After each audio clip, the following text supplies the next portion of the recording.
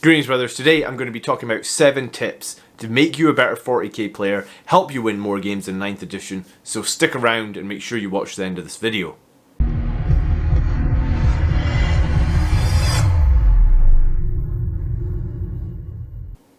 Welcome to the Weekly Tactics video. I'm John, the BA Commander, and today we're going to be talking about ways to get the most out of your army and basically a number of tips that will help you succeed.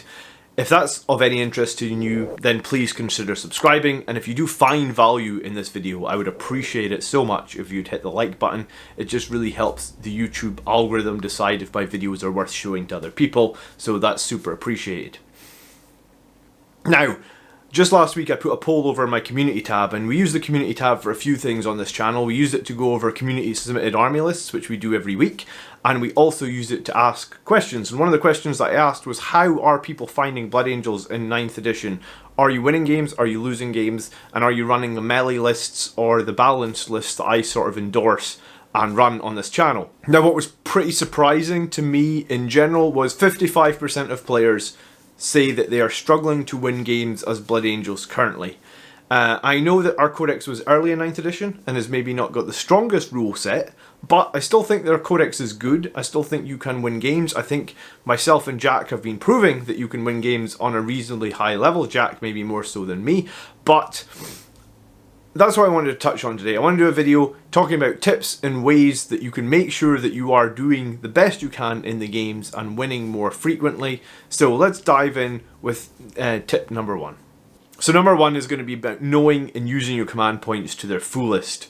I actually start my armies with just 6 command points and put something in reserve every game. So I just have 5 plus the 1 per battle round. So I have 10 command points throughout the game. And that seems pretty heavy. So my advice to you is make sure you start the game with around 6 or 7 command points. So spend some on upgrades, and you can do some great upgrades from the Blood Angels Codex. You can build a very, very tanky chaplain or captain on a bike.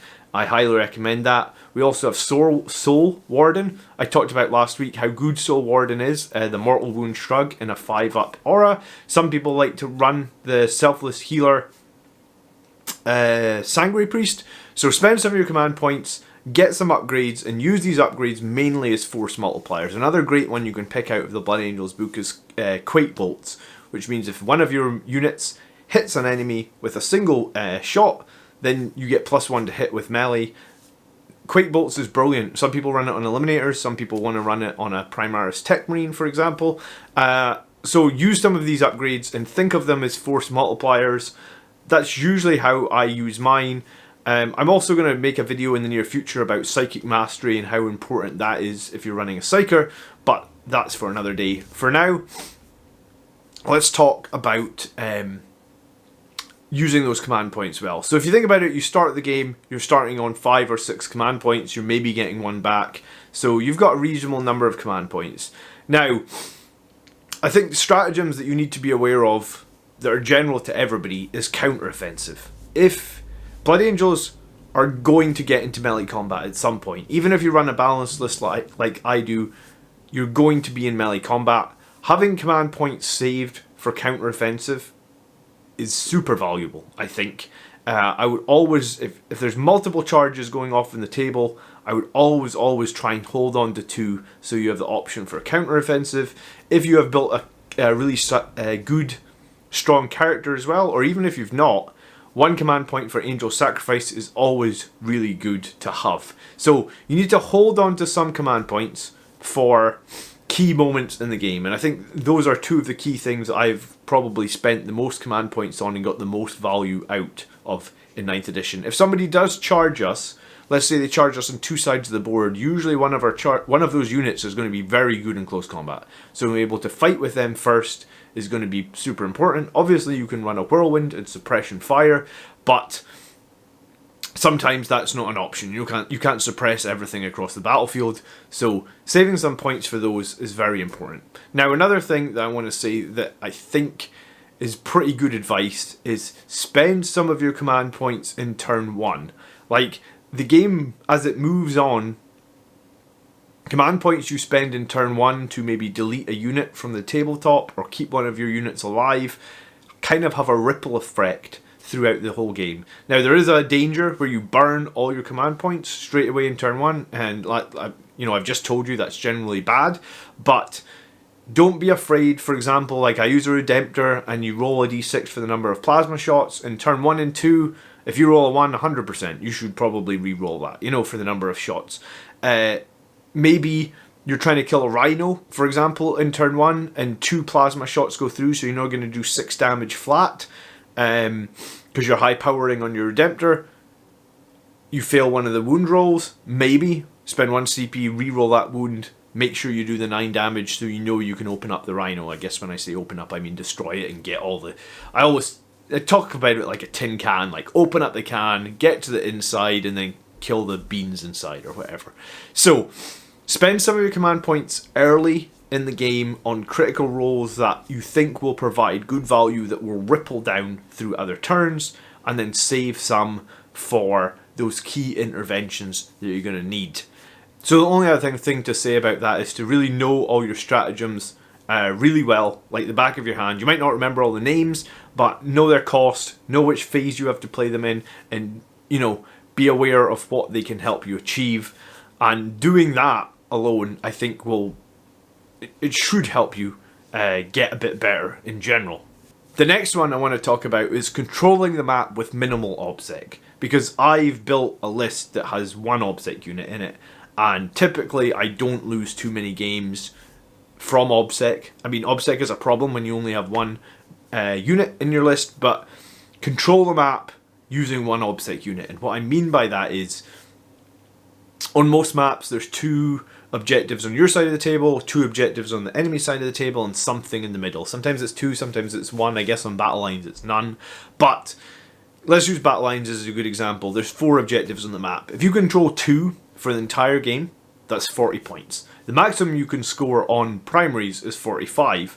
So if you just went into battle lines thinking, I'm just going to hold these 2 for the entire game, I'm going to get 40 points. It puts you in a very good position to win the game, right? If you get them off their objective just a single time, then you can essentially outscore them in primaries and be in a great situation. So the one thing to say is, if let's imagine on another map, for example, there's 2 objectives on your side. Let's use priority targets, for example. 2 objectives on your side, 2 on the enemy side, 1 in the middle. The 1 in the middle is going to be contested, so that is where your 1 unit of obsec is going to want to be. Remember, if the enemy has a unit of obsec, let's say 10 Terminators on an objective, and you have 1 Infiltrator, or Incursor is what I use for my obsec, so 1 Incursor on that objective. If I had 10 Sanguinary Guard on that objective, meaning I have 11 models and he has 10, even though I only have 1 obsec model on that objective, I control the objective, because obsec is basically a flag. You either have it or you don't have it, and if both players have it, then it just goes on raw number of models on the objective.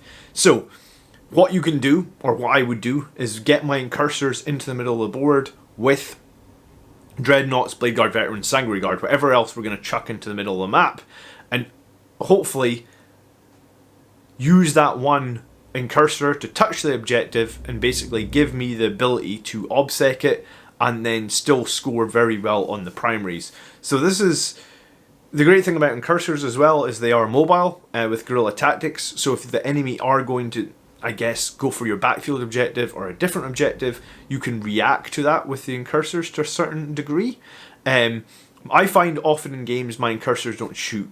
I use them, move them around a lot, and advance a lot. So when you are talking about primaries and controlling primaries, my advice is hold half of the primaries on the map and then only commit to what you can afford to lose. If you look at a lot of my games, and we played Dark Angels this week, and I think I tabled the Dark Angels, I probably had about 1,500 points left on the table of Blood Angels units. Maybe that's a slight exaggeration, but it was a lot. Like, I really played cagey, I really used my speed against him, and committed when I know that I was going to win the fight. And yeah, I mean, I think he had more primary scoring from me in turn 1 and 2, but I always tend to come back in turn 3, and I think that's maybe a Blood Angel specific thing, where Blood Angels are fast and mobile, but not super durable. So if you have to give up an objective early in the game, don't let it phase you. Give up the objective and just make sure later in the game you swarm the objectives and then, don't overcommit. So knowing the map, knowing how much you commit and controlling that can really help bring your primary points up. I've been scoring very well with my primaries lately, and that's pretty much my philosophy for scoring primaries.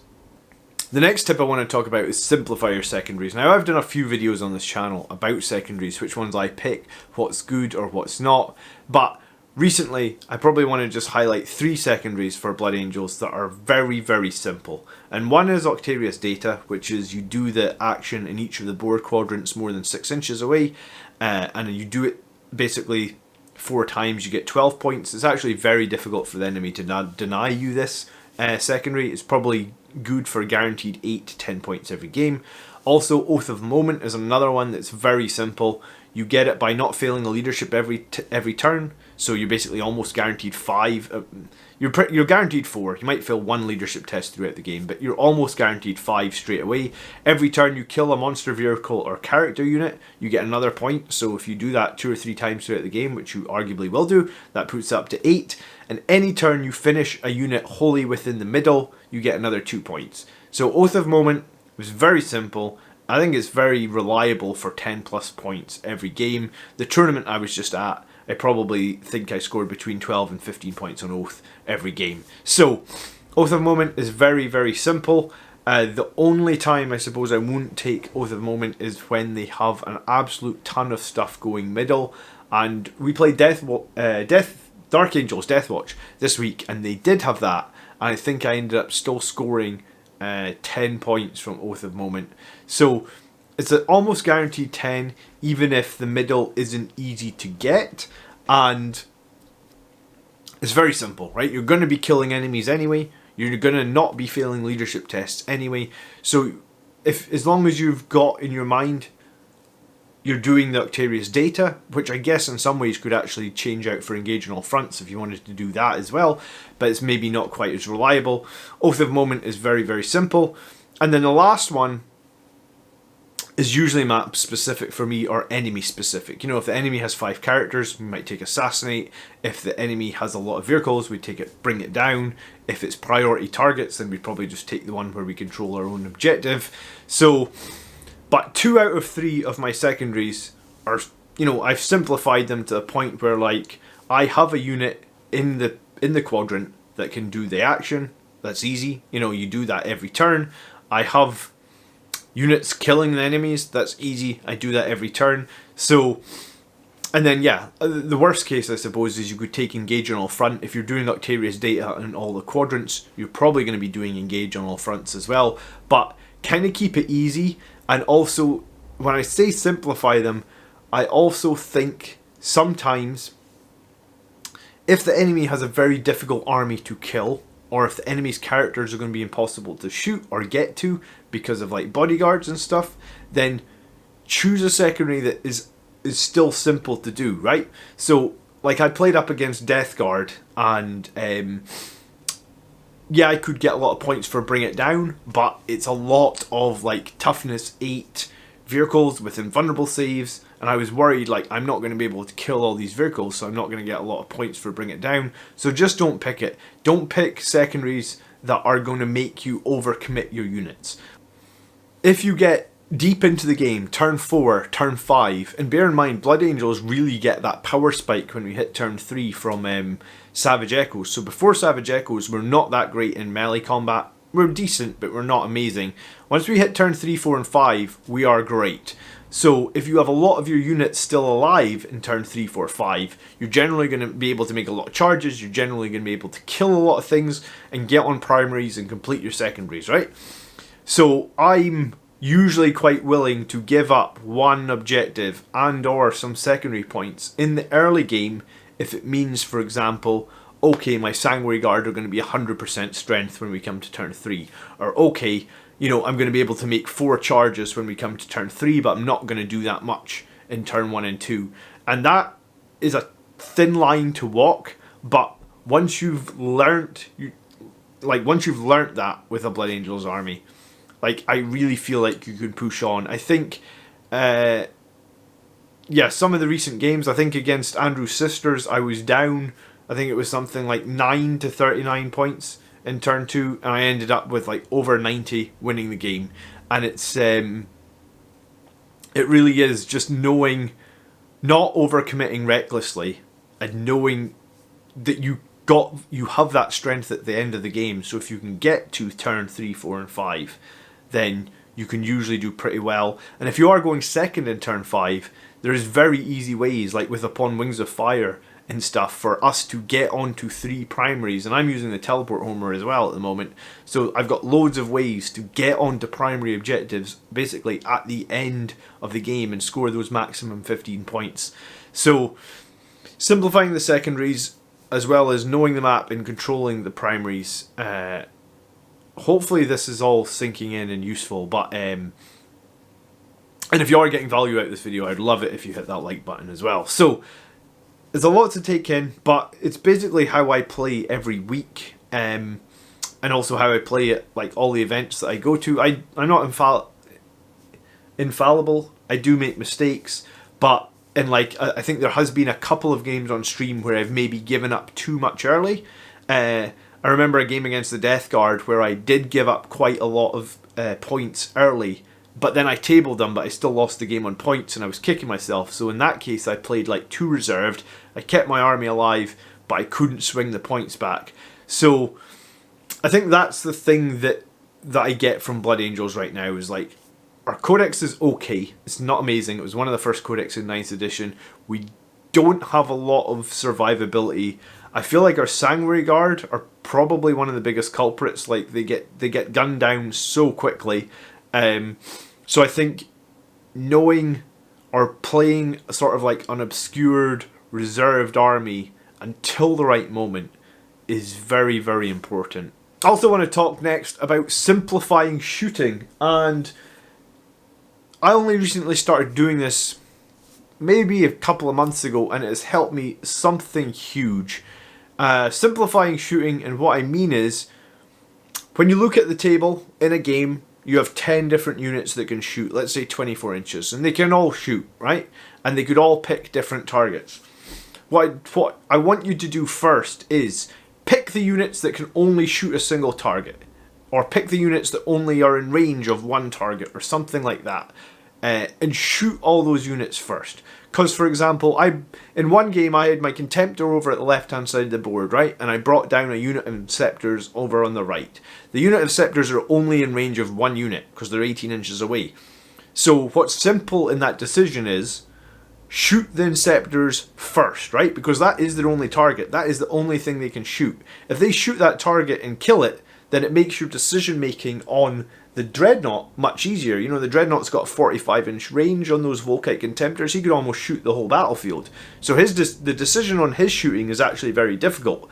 But if you go around the battlefield first, shoot everything that's easy. Because once you've shot all the easy things, then it simplifies some of those harder decisions. You know, like, I'm going to shoot the Dreadnought here, here, here, here, here. Well, actually, the Inceptors killed that squad, so I don't even need to worry about them anymore. And if you do that systematically, and I guess, so that is the whole piece of advice. Like, just shoot the simple things first.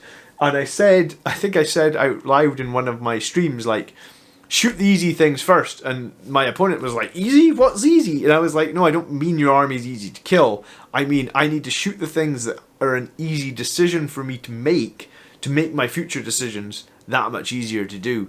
And I think once you do that,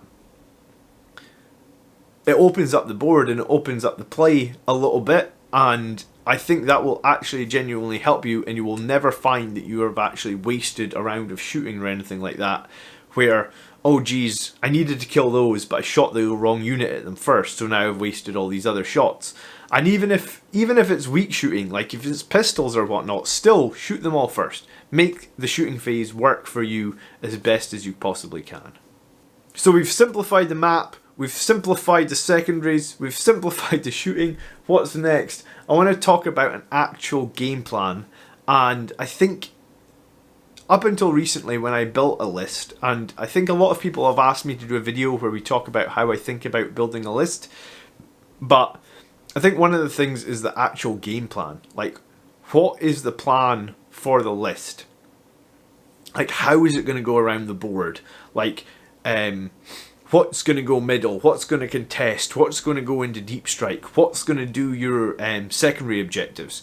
So, when you're building a list, and you know, we review army lists every week, and sometimes some of you guys will actually send me a paragraph about a list. They're like, "Hey, this is how I'm going to run the list." I think it needs to be even, again, simpler than that. You know, like, it should almost just be like, you know, in like a World War II movie, they would have a blackboard with like the units, and they'd be like, right, the tanks are moving up the middle, the such and such are flanking, and such on the other side are flanking. I think that's almost what it needs to be, where it's like, alright, my chapter master, in my list for example, my chapter master is typically going to be with the dreadnoughts for maybe turn 1 and 2 as they move forward, and then in turn 3, because obviously I just said to you, my Sanguinary Guard, I feel like they wear paper armor, they die so fast, everybody knows that they're going to hit them really hard, so everybody, if you're playing an enemy that knows Blood Angels, the second they see Sanguinary Guard on the table, they are killing them, and there's nothing you can do about that because they're not survivable. Yeah, so my chapter master is going to hang out with 2 turns with the dreadnought, then go with the Sanguinary Guard in turn 3. That's it. That's as simple as that. You know, in my 2 dreadnoughts, the chapter master and the Sanguinary Guard, that's probably like 800 points. So that is half my game plan, or that is a quarter of my game plan right there, I suppose, if you look at like 2,000 points. So the game plan needs to be almost as simple as that, right? Obviously, once you actually get to the table, it's never going to be that simple. But if you have this game plan, you know, and one of the things that I ran in the tournament was I ran 6 Vanguard veterans and a chaplain on a bike. And the idea was that the chaplain on the bike would either use Litany of Hate to give the Vanguard veterans full rerolls on their attacks, or Mantra of Strength to give the chaplain more power for like killing armor.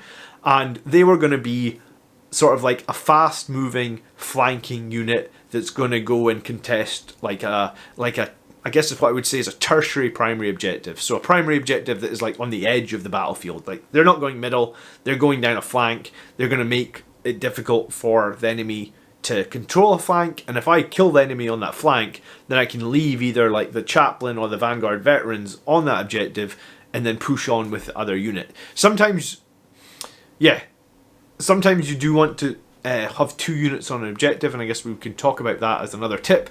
But so that was the plan for those 2 units. That is how I'm going to use them. And I think when you're building a list, you know, some people want to just be like, right, I'm just going to have a Death Company and a Sanguinary Guard and da-da-da-da-da. But, like, what's the plan? Like, who's doing your actions? You know, who's going together? Is anyone giving the Dreadnought buffs? Or whatever, you know, whatever it may be. Make your game plan, and it really needs to be like 4 sentences, because it needs to be simple, and it's going to change the second you get into the battlefield. But I think what I've learned from doing this is going to go into the next tip as well. What I've learned from doing this is you will learn the strengths of those units together really, really well, right? And yeah, so it's going to lead straight on to the next tip, which is going to be like, don't change your army list after every defeat. Change like 1 component or 200 points of it, like 10%. Don't change everything. Play it again. Try and learn from your mistakes, and also try and learn your unit's strengths, because I made a call probably like 2 years ago now, maybe 3 years ago, when I came back into this hobby, that I was just going to 100% focus on Blood Angels to begin with. And that's where this channel came from, and thank you so much for all your support for watching the videos.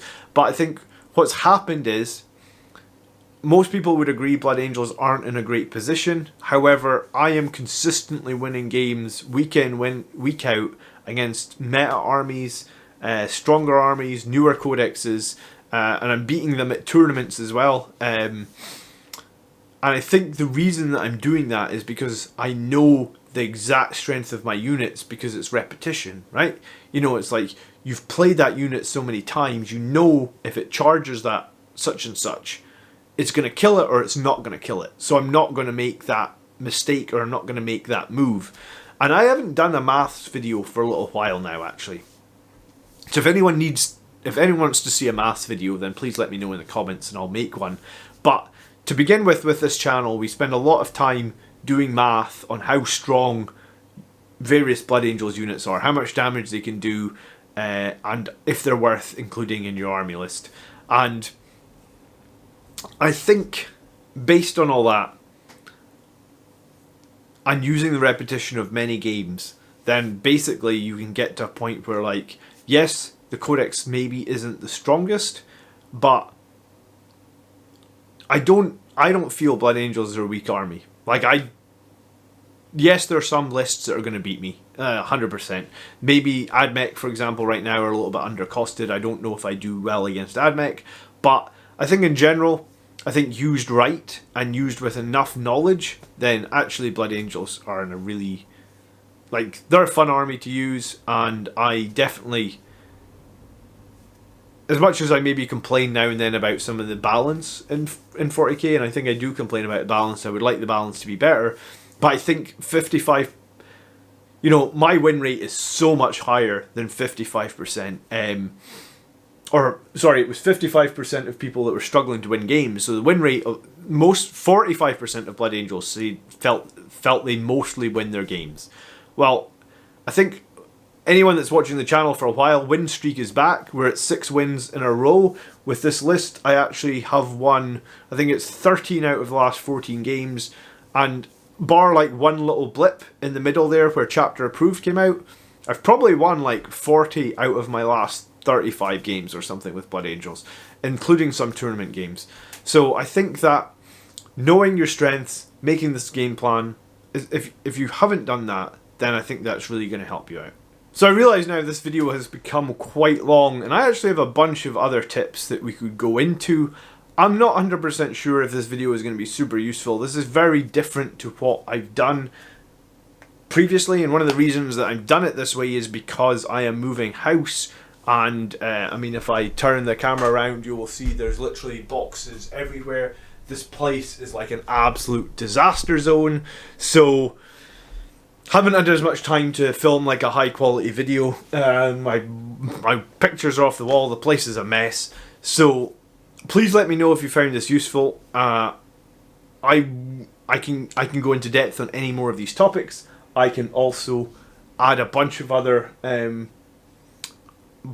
tips as well because I have them. And yeah, I guess I felt that 45% of Blood Angels players winning games is rough, and people that are playing the balanced list, which is what I played, so with the balanced list, it's 55% of people saying they win most of their games. That still feels very low to me. I think, so I need, if 55% of you, if 4 out of 10 people are not winning enough games with a balanced list, then I am doing something wrong. I'm not giving enough information on how I am winning games each week. So please let me know in the comments, because that's why I'm here. I'm here for the glory of Sanguinius. I'm here because I want to bestow more victories for the Blood Angels. You guys' support has been amazing since we started the channel, and it's so appreciated. But I would like to see a situation where more Blood Angels players are feeling like they're doing better and they're winning more games. And I can't do that without you guys telling me what you need. So please do leave me a comment down below. We also have a Discord channel, group, organization. I don't know what Discord, I guess it's a Discord community. So we have a Discord community. I try and be active in that. I try and answer questions. You can find that in the video description below. And if you want to support the channel and become a member and basically have the ability to speak to me directly, you can do that either by clicking the join button under this YouTube video or clicking on the link to head over to our Patreon. And I will get back in touch with you and we can talk about army lists or whatever it is that's going to help you level up your Blood Angels game to the next level. Thank you ever so much for watching. I really appreciate you guys that stick around to the end of each video. Next week I'm actually moving house, So not going to have as many live streams as normal, but the week after, assuming everything is fine, we should be back to normal. So thank you ever so much again, and I will catch you guys in the next video. Please let me know if this was useful. By the blood are we made strong, brothers.